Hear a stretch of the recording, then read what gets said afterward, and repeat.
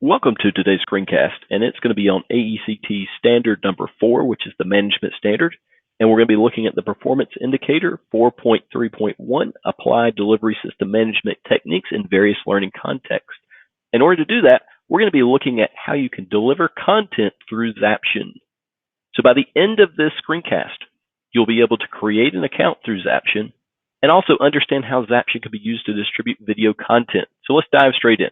This is Zaption's main webpage, and Zaption is going to work best if you use Google Chrome or Mozilla Firefox, but it will work on PC, Mac, or Chrome-based devices. So let's get started. The first thing is how to create an account. You can sign in with your Facebook, Google, or Edmodo account, or if you have a valid email address, that will work too. You just put in your first name, last name, password, and your email. So I'm going to sign in with Google.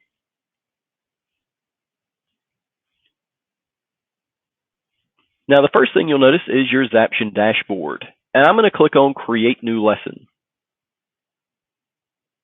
And the first thing you'll notice is that it automatically will pop up with a search box for you to put in a URL or a keyword. You can search through YouTube, Vimeo, PBS, Discovery. It actually gives you a lot of options for putting in video.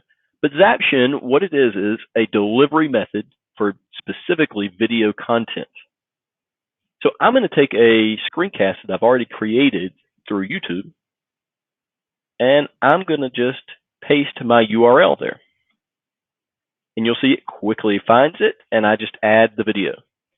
Research shows that learners do best whenever they get feedback throughout, or whenever they can check their understanding throughout.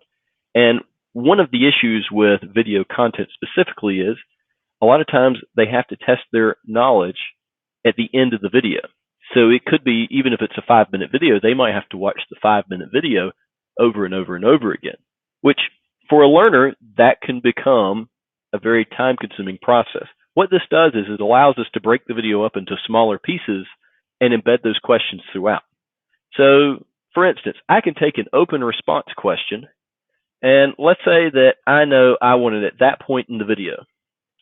I just drag and drop my question in, and I ask my question. So, do you understand? The element settings let us choose what happens in the video. So do I want to let the video continue playing? Do I want to pause the video? And then do I want it to black everything out while that happens? So at that point in the video, it's going to pause the video and it's going to ask that question to the learner. What that means is research shows they'll actually stick with it because they can test their understanding. And if they don't understand at that moment, they only have to review a small portion of that video. So they know how they're doing throughout the video, which is going to be very, very good for your learner. So going back to my dashboard, what is this going to look like from the instructor's end? It gives me a good bit of analytics. So if I click on analytics, it shows me exactly how many viewers I've had, the average viewing time, how many questions have been completed. And if I click on responses, it gives me individual student responses, which is very, very effective. I can see exactly how my students are doing, whether they understand it or not. And then take it a step forward.